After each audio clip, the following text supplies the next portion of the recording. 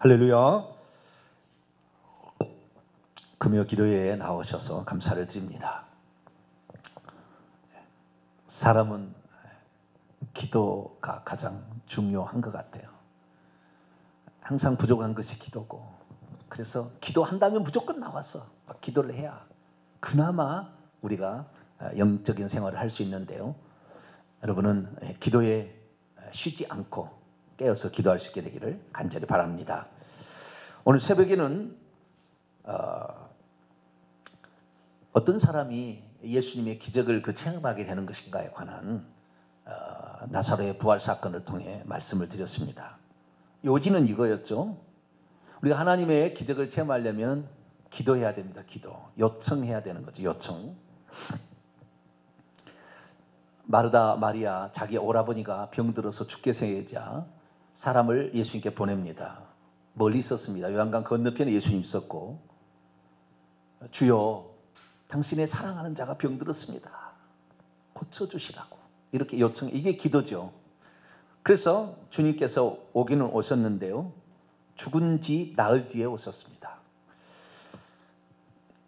주님께서는 오셔서 그 오라비를 살려준다고 얘기를 하는데, 마르다는 믿음이 지금 살려주실 예수님에 대한 믿음은 없었습니다. 그래서 마지막 날 24절 마지막 날 부활 때는 다시 살아날 줄로 믿습니다. 그렇게 했죠. 일종의 자신의 믿음을 표현한 건데요, 자신이 납득할 만한, 또 자신이 인정할 만한 믿음만 표현한 거죠. 지금 살려주실 그 오라비를 살려줄 주님을 믿지 못한 거죠. 그저 주님께서 25절에 나는 부활이요 생명이니 나를 믿고 있는 자는 비록 죽을지라도 살게 될 것이다. 살아있으며 그리고 나를 믿고 있는 자는 그 시대까지 결코 죽지 않을 것이다 라고 말씀하시므로, 주님이 살리는 자이심을, 생명 주는 자이심을, 다시 일으켜 세우는 자임을 말씀을 드렸죠. 그렇지만 지금 살려줄 걸 몰랐어요. 그래서 주님께서 그러죠. 돌을 옮겨 놓으라. 그런데 뭐요? 벌써 죽어서 이미 나흘이 돼서 냄새가 나나이다. 불신앙의 표현이죠. 그러난다고 무슨 일이 있겠습니까? 라는 불신앙의 표현. 믿음이 있다 하지만 그 믿음이 불신적인 믿음이 있었습니다. 그러나 주님의 말씀을 듣고 돌이켰죠. 그래서 이 돌문을 옮겨놨는데, 돌문을 옮겨놓은 것이 믿음의 표현이자 회개죠. 내가 그렇게 하지 못한 거에 대한 최소한의 예의, 회개죠.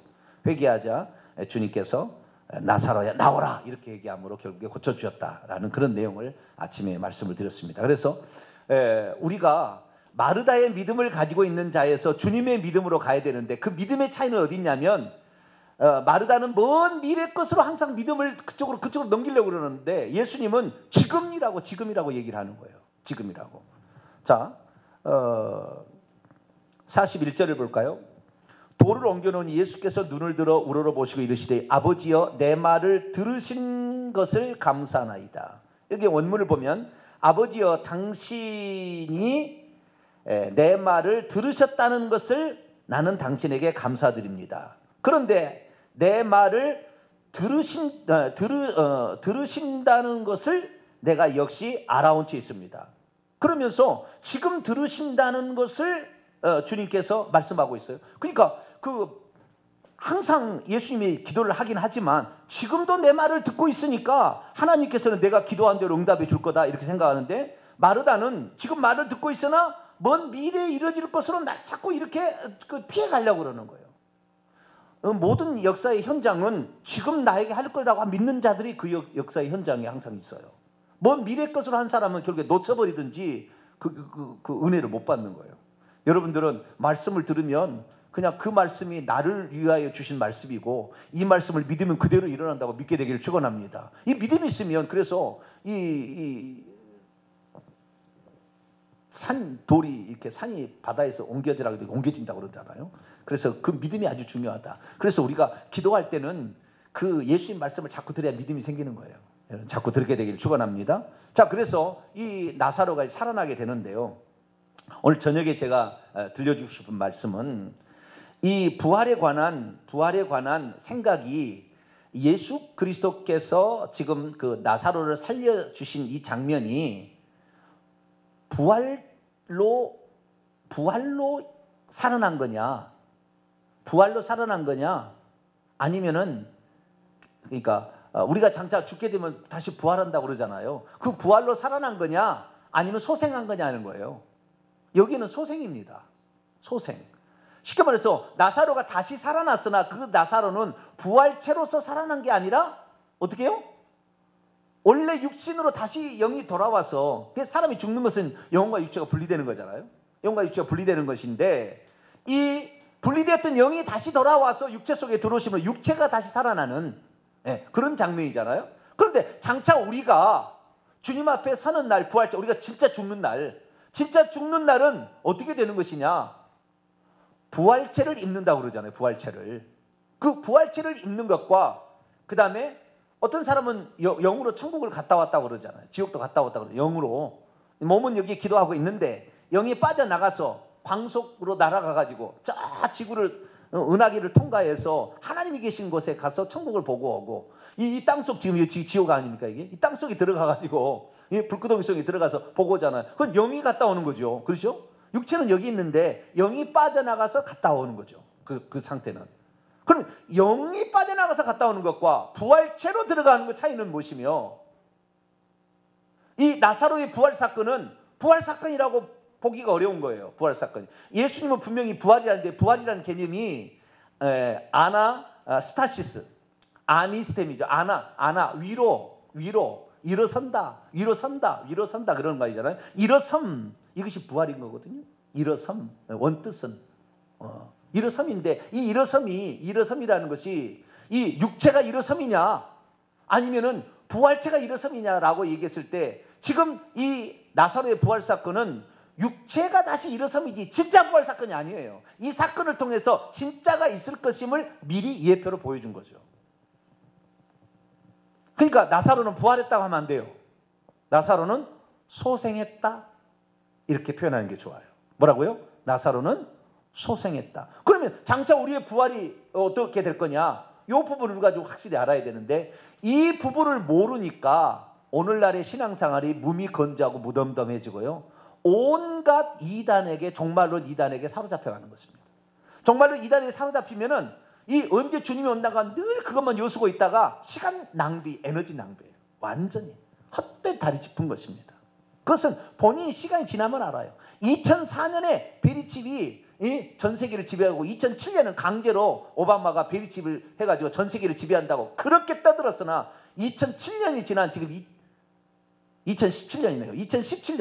2014년에 그리고 2017년이다는데 지금 훨씬 지났어요.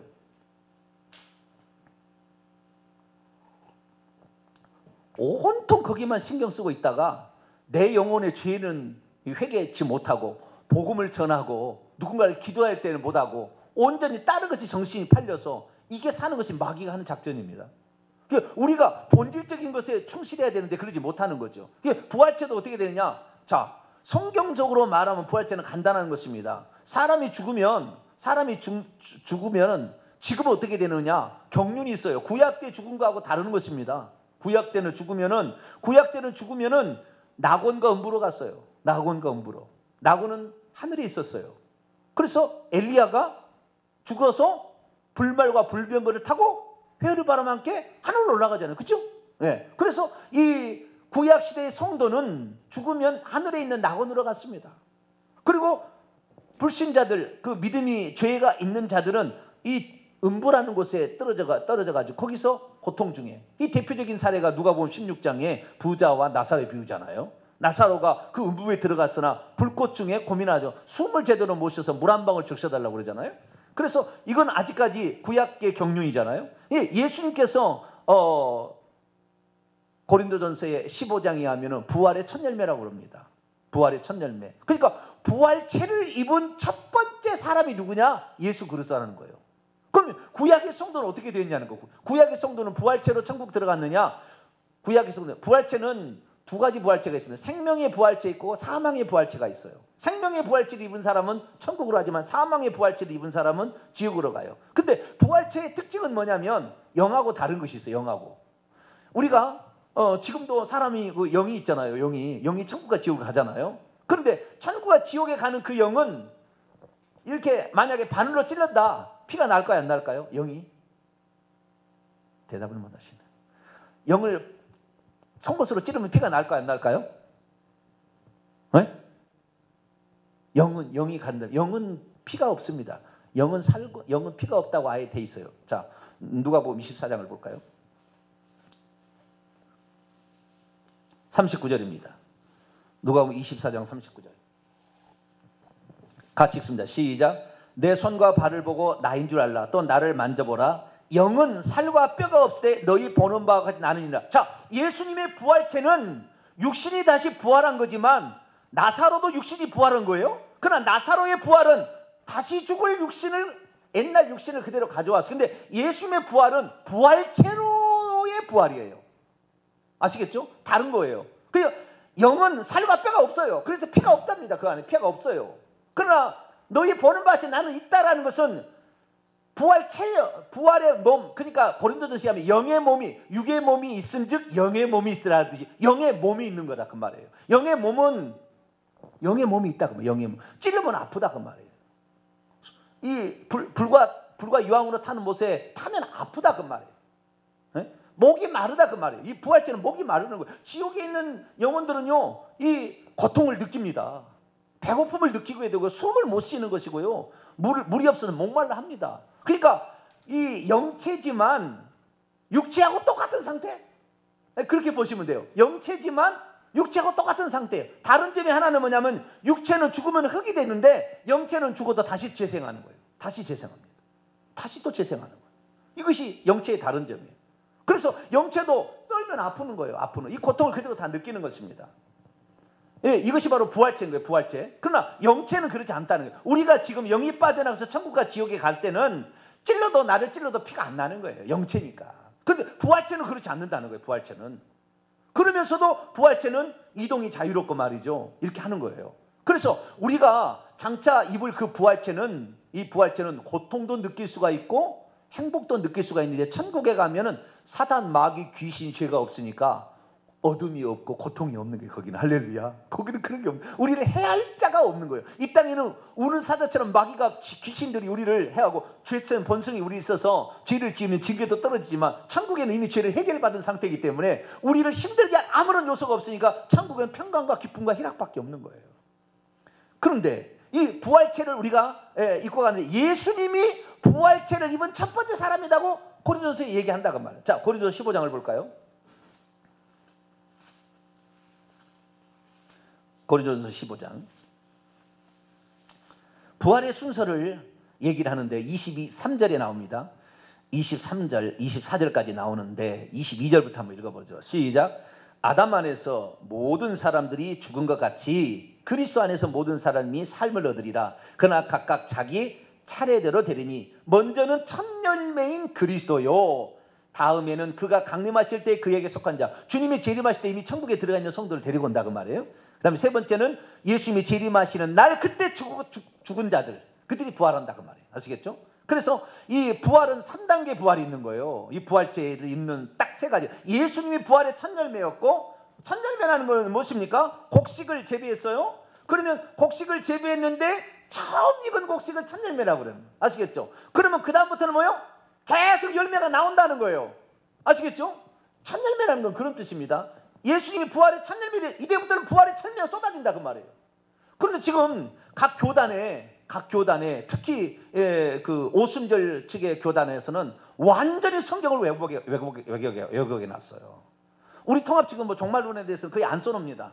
잘 모르니까 안 써놔버려. 아예 안 써놔버려. 거기에 대해서는 안 써놨는데, 이런 오순절 계획은 뭐냐면 사람이 죽으면 잠자는 상태에 들어갔다가 예수님이 재림하실 때, 공중으로 재림할 때 이 땅에 7년 대환란이 있으니까 7년 대환란이 공중으로 올라가서 주님과 혼인잔치를 7년 동안 하게 되고, 7년 대환란이 끝나게 되면 그들과 더불어서 지상에 내려와서 지상 천년왕국을 이뤘다가 그 다음에 올라가서 백보자 심판에서 천국과 지옥으로 나눠진다. 이렇게 가르칩니다. 예수님이 재림할 때까지 모든 이 죽은 사람들은 잠자는 상태에 있다. 음부로 내려가거나 또 이 잠자는 상태에 있다고 애매하게 표현을 하는 게 애매하게. 그럼 잠자는 상태에 있는 게 뭔데요? 육체가 잠자는 상태에 있다가 육체를 다시 끌고 옵니까? 과거에 나는 잘못 알았어요. 그래서요, 장례가 나면은 절대 화장하지 말라고 그랬어요. 왜? 화장했다가 나중에 육체가로 뭘 변화됐는데 육체를 찾기가 얼마나 힘들겠냐. 태워버리니까. 땅에다가 고이 묻어놔야 빨리 육체를 만들기 좋지 않겠느냐. 그래서 저는 무조건 매장하십시다. 우리 절대 화장하지 말고 매장합시다. 이렇게 내가 가르쳤거든요. 얼마나 어리석었는지.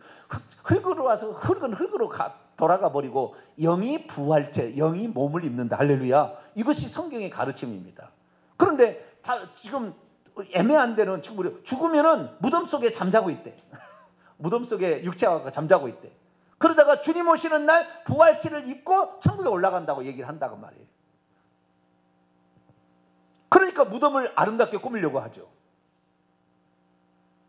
거기에 사람이 있다고 생각하니까 거기다 절하고 제사를 지내죠. 사람이 죽어도 영이 빠져나가면 그것은 콩에서 콩이 빠져나가면 콩깍지일 뿐인데 태워버려야 될 것인데 거기다 절을 하고 예배를 드린다 그 말이에요. 그 속에 귀신이 들어가는데 그걸 모르는 거예요. 그러니까 귀신이 자기의 절하는 사람이 속 들어가는 거 아니에요? 합법적으로 들어가는 거 아니에요? 그래서 추도예배, 장례예배 드리면 안 돼요. 죽은 시체 놓고 거기다 절하면은 귀신이 나 잡으세요 이렇게 하는 거예요. 사람이 죽으면 그렇지 않습니까? 주님께서 말씀하셨잖아요. 천국에서 데리고 온다 그랬단 말이에요. 그래서 성경에 여러 가지 많은 사실을 한마디로 딱 요약하면은 부활의 첫 열매는 그리스도였고요. 구약의 성도는 그때까지 낙원에 들어가 있었지만 부활체를 입지는 않았어요. 영체로 들어간 것 같습니다. 분명하게 나오지는 않아요. 영체로 들어갔고요. 이 영체가 예수님이 부활의 첫 열매가 되는 동시에 구약의 성도는 한꺼번에 부활체를 입고 천국에 들어갑니다. 낙원과 천국은 옆에 천국의 한 장소가 낙원이에요. 그래서 천국에 이제 들어가게 되고요. 그 다음부터는 예수 믿는 사람들, 죄를 회개해서 예수 믿는 사람들은 죽은 즉시 부활체를 입고 천국에 바로 들어가는 거예요. 그래서 주님과 더불어서 천국에서 왕노를 하는 것을 요한계시록 20장에서 천년왕국이라고 해요. 그래서 그리스도 부활 승천 이후에 예수님 재림할 때까지 천년, 상징적인 숫자입니다. 요한계시록은 100% 다 상징 숫자예요. 천년 동안, 긴 시간 동안 주님과 더불어 왕노라는 그 기간을 천년왕국의 시기라고 얘기를 하는 거예요. 그래서 이따가 주님이 그들을 데리고 오시는 거예요. 주님이 그들을 데리고. 그래서 이것이 주님이 데리고 오실 때에 그때 죽거나 그때 살아있는 자들이 호련히 변화되는 것이 데살로니가서 4장에 나와 있는 죽은 자들이 먼저 일어나고 산 자들이 그 다음에 부활체를 입는다는 얘기 데살로니가서 4장에 나와 있어요. 그래서 죽는다. 그래서 부활은 딱 3번 있는 것인데 예수님이 첫 번째였고요. 그 다음부터는 개인적인 부활입니다. 모든 사람이 죽으면 즉시 부활체를 입고 천국에 들어가고 사망의 부활체 입은 사람은 음부에 들어가서 고통받는 게 있는 거예요. 이것이 결국에 지옥이고 결국에 이 낙원은 이제는 천국으로 바뀌겠죠. 그래서 이 사람이 죽으면 구약시대 다 낙원으로 갔다는 것이 이 엘리야를 통해서도 우리가 알 수 있고요. 그 다음에 한편 강도 오늘 내가 나와 함께 낙원에 있으리라. 그래서 우리 천국의 한켠인 이곳에 갔다는 걸 알 수가 있죠. 그러니까 개인적인 종말이 있고 주님이 오심으로 우주적인 종말 딱 두 번 있는 겁니다. 이것이 바로 죽은 자들에 대한 미래 상태예요. 여기서 알 수 있는 것은 뭐냐면 저는 과거에 어떤 그 종말에 대해서 우리가 잠자는 상태에 있다가 또 주님이 오셔서 그때 뭐 혼인잔치에 또 들어갔다가 그러니까 아주 먼 미래에 이르려고 생각이 됐어요. 그런데 어느 순간부터 성경을 제대로 보니까 아이고 이게 아니네. 죽은 즉시 그날로 부활체를 입고 심판받아서 천국에 들어갔는지 죽은 즉시 이 심판받아가지고 천국으로 들어가든 지옥에 들어가든 그날 결정돼 버린다니까요. 그러니까 오늘 죽으면 오늘 내가 주님을 만나는 거예요. 그냥 오늘 주님이 가깝더라고요. 주님이 예전에는 잠자는 상태에 있다, 뭐 중간 상태에 있다, 어디 낙원에 있다, 어디 있다, 어디가 있지 막 이렇게 해서 복잡하게 생각했는데 죽은 즉시 주님 앞에 가는 거예요. 요한계시록 20장, 이게 천년왕국의 21장, 20장의 천년왕국 다음에 이 백보자 심판이 나오는데 이 천국에 이미 들어가 있는 사람이 요한계시록에 꽉 나와요. 그 앞에 6장에 인을 떼게 될 때, 다섯째 인을 떼게 될 때에 제단 아래에서 신원하는 사람들 천국에 있잖아요. 7장에 환란에 나오는 수많은 흰옷 입은 자들이 있잖아요. 14장에 보면은 시온산에 서 있는 14만 4천 명 있잖아요. 이건 아직 주님이 아직 심판하기 전의 상태를 지금 표현해주고 있는 거예요. 이미 천국에 들어가 있는 거죠. 그냥 천국에 들어가 있는 줄 모르고 지금도 중간 상태에 있다 생각하니까 먼 미래에 있는 것처럼 생각하는데 아니에요. 오늘 우리가 죽으면 오늘 천국 간다고 생각하고 오늘 하루를 최선을 다해야 돼. 할렐루야. 우리는 언제 죽을지 몰라요. 하나님이 심판할 때는요, 어떤 믿음이 좋다고 날 살려주지 않아요. 하나님이 민족적으로 심판할 때는 다 죽입니다. 신란 망대에 치어져 죽은 18사람이 죄가 더 있다고 생각하지 마라. 언제라도 우리는 죽을 수 있다는 거예요. 그런 생각을, 죽는다는 건 아니고요, 그런 상태에 있다는 걸 우리가 알고 오늘이라도 죽으면 바로 주님 앞에 섰는데 내가 오늘까지 최선을 다하다 가리라. 할렐루야. 그 믿음으로 살아야 되는 거죠. 근데 많은 사람이 부활체를 어떻게 해요? 죽은 다음에 멀리 있는 것처럼 생각하는 거예요. 그런데 주님께서 오실 때 데리고 온다고 하니까, 자, 데살로니가전서 3장을 볼까요? 데살로니가전서 3장 13절. 왜 그러면은 이 환란전 휴거 이런 엉터리가 나왔는가? 세대주의가 왜 나왔는가? 이거 7년 대환란 이런 순전히 없는 이런 것들이 나왔는가? 그 이유를 정확히 알아야 돼요. 자, 13절 한번 볼까요? 데살로니가전서 3장 13절 시작. 너희 마음을 굳건하게 하시고 우리 주 예수께서 그의 모든 성도와 함께 강림하실 때에 하나님 우리 아버지 앞에서 거룩함에 흠이 없게 하시기를 원하노라. 우리 주 예수께서 그의 모든 성도와 함께 데리고 온다고 말이에요.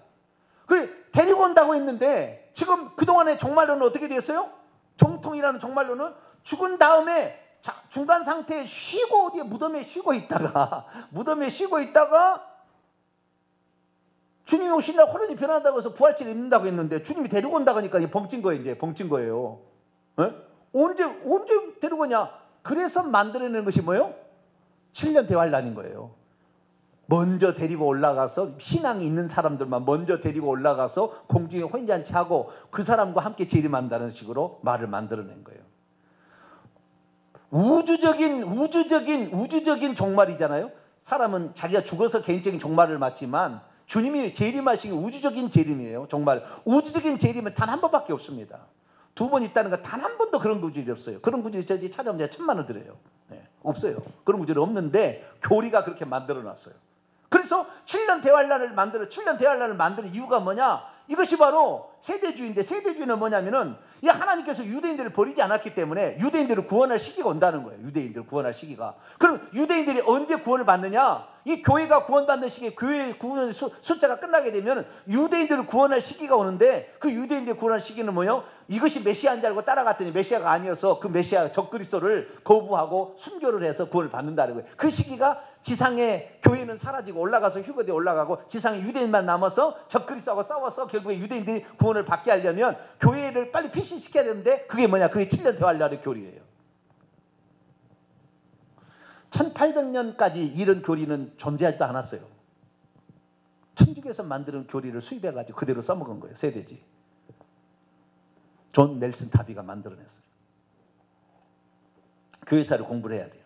근데 이게 보게 되면, 그러니까 이 사람이 죽으면 그 즉시 천년왕국에 들어가서 주님과 더불어 왕노하다가 주님과 더불어 재림한다고 알았어야 되는데, 무덤 사이에 무슨 잠자고 있다가 나중에 이렇게, 자, 그것만 이제 하고 마치죠.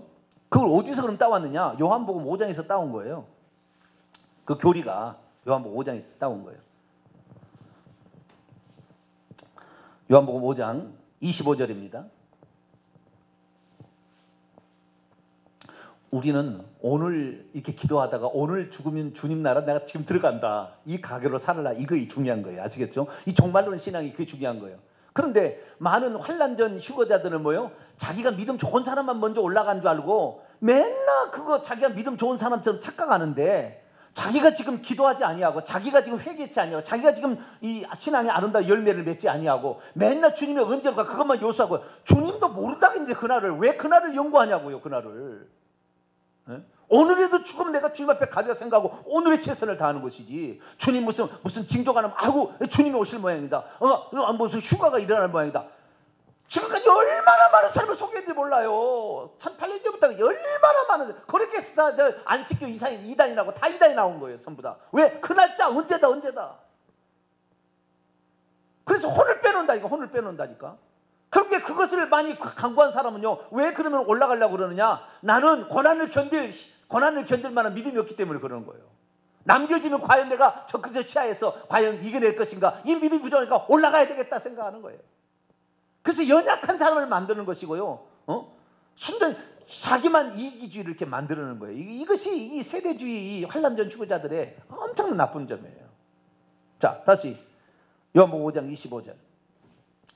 진실로 너희에게 이르노니 죽은 자들이 하나님의 아들의 음성을 들을 때가 오나니 곧 지금이라. 원문은 지금이라.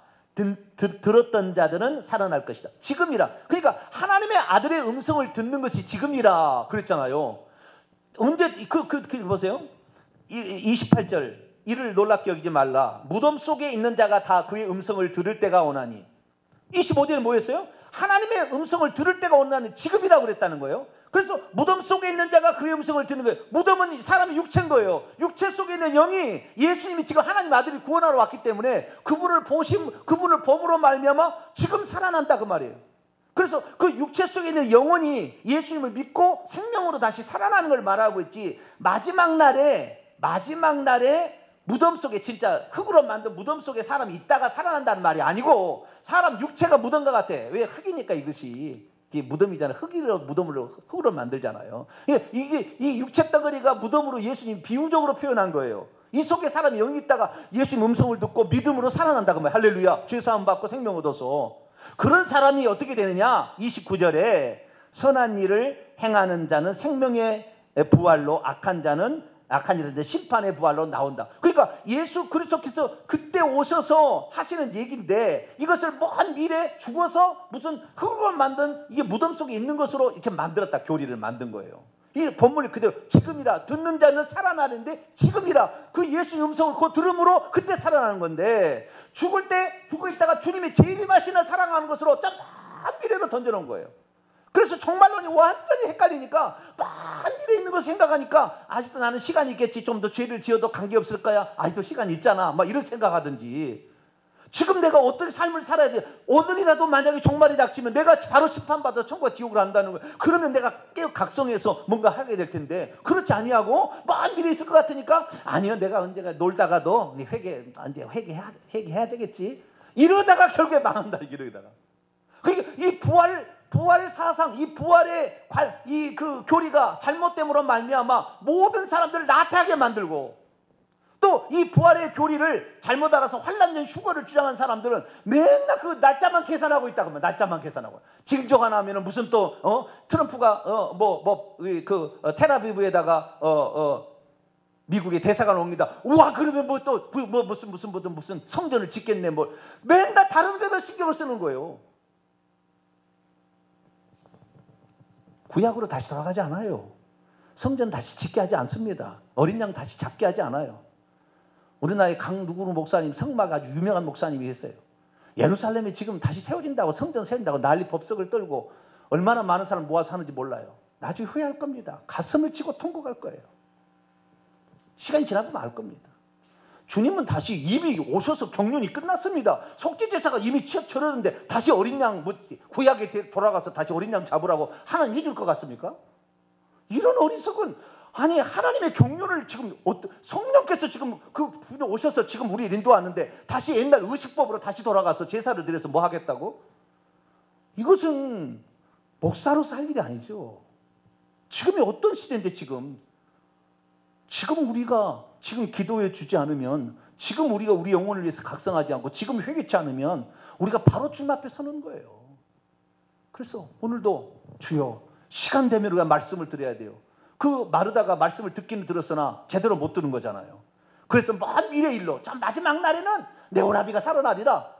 그따위 얘기는 누구든지 할 수 있어요. 지금 역사, 지금 하나님께서 너의 믿음은 지금 하나님의 영광이 나타나고, 지금 내 병이 낫고, 지금 너의 삶이 나고, 너가 지금 주님 앞에 바로 설 텐데, 이 믿음을 갖고 있어야 오늘의 삶에 최선을 다하는 거지. 아유, 금요 기도회 다음 주도 있잖아. 오늘 꼭 나가야 돼? 피곤하니 오늘 쉬자.